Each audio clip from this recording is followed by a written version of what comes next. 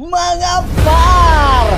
Nakatikim na ba kayo ng sinigang na sobrang lapot at napaka lambot?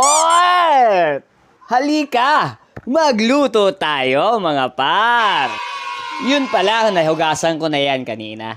So, dinoble-doble ko yan. So, nilagay ko na dyan yung gabi natin para maluto na siya mamaya. Para yan yung pang palapot natin. So, nag-prepare muna ako dyan ng bawang sa sibuyas. Siyempre, sinama ko na dyan yung balat. Hinugasan ko naman yan, huwag kayong mag-alala. At kami naman ang kakain yan. So, yan. Ang ginawa ko muna pala dyan, yan. Tinusta ko muna yung niya para masama sa sabaw. Para masarap pag natikman natin yung sabaw. So, tinutusta ko muna yan. So, ganyan lang pala ang nagluto ako ng sinigang. So, yan. Saka tinakpan ko, saka pressure cooker ko, mga par. So, 45 minutes lang yan. Siyempre, napakabilis. Tingnan nyo, nag-magic pa ako dyan, di ba? Sa sobrang lakas ng pressure.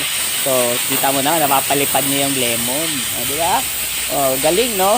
So, yan.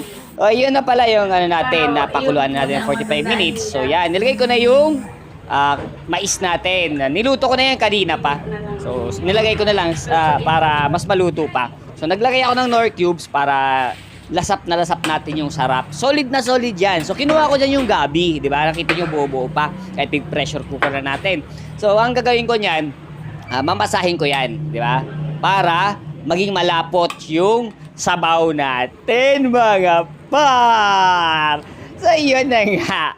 So, nilagay ko na siya. Yan. Pinakuluan ko. Di ba? Siyempre, magpakuluan pa natin yan para hindi mamuo-muo. Yan, naglagay ako ng sili, syempre, Bicolano tayo eh. 'Di ba? Nilagay ko na diyan yung okra saka yung pechay natin. So, wala na, wag kayong maghahanap ng kung ano pang mga gulay kasi yan lang yung nahanap. Kung mas masarap kasi dito, meron pang yung mga dahon-dahon. 'Di ba? Yan, napakasarap niyan. Solid na solid yan, par. So, yan, pinakulang ko muna, syempre, para maluto ng konti. Yoy, saka yan na ang finished product natin. Finish product, mga par. So, yan, nilantakan ko na, di ba? Meron pa ako dyan natirang, inumin. Mamaya, lantakin ko rin yan. Siyempre, pag nabusog na ako, yan, inuuna ko na yung mga gulay kasi vegetarian ako ngayon. Diba? So, yan.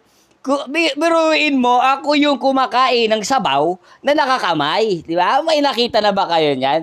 Yan yung pinakamalupit dyan, mga solid yan. Solid yan, par. Di ba? Yan. Siyempre, hindi ko naman kayang kamayin yung sabaw. Kukuha ko ng dyan, kutsara, siyempre, par. Yan.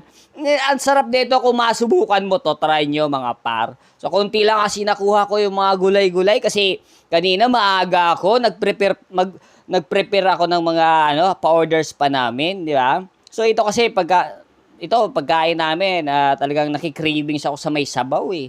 Di ba? Sabaw na kakamayin. Yun yung kakaiba. Yan, kita mo naman, ang lambot, di ba? Nahihiwalay na yung mga laman-laman niya. Saka sarap dito sa baka yung taba, par. Yung taba, sobrang juicy nung taba. Parang dadalhin ka na sa heaven, par. Yan, kita mo. Kasi may mga pa kami.